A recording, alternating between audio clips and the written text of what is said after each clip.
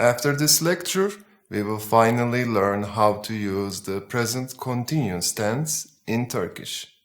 But before that, let's do a short lecture on how verbs are conjugated into different tenses or meanings.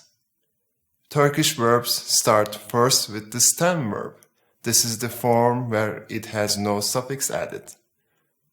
Then we can change the voice, active or passive, add the tense, the aspect, modality markers or copulaes, and finally attach the person markers. It sounds a bit complicated, doesn't it? Well, it's not complicated. I've mentioned this before. Think of the Turkish language and the suffixation as Lego bricks. As you add bricks, you give additional meaning to the verb. I like to start verb conjugation in the infinitive form. The infinitive suffix is mek-mak, a two-fold vowel harmony. I talked a little about the infinitive suffix while we were learning the topic of consonant assimilation.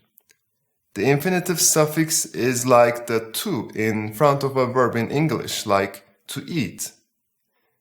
We will start learning the present continuous tense next lecture. So let's see how an infinitive verb changes into a present continuous verb.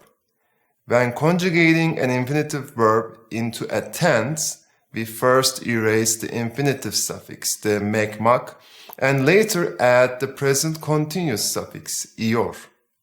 The present continuous tense suffix is a four-fold vowel harmony. Finally, we add the person marker after the tense.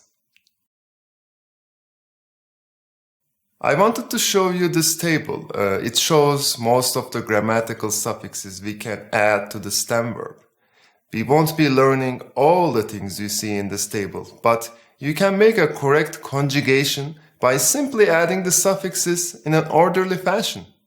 Let me show you an example right now. Try to guess what this conjugation means. I'll give you a moment.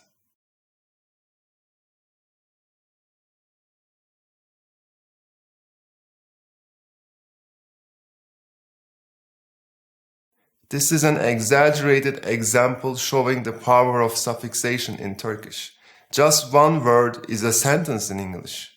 The translation could differ according to context too.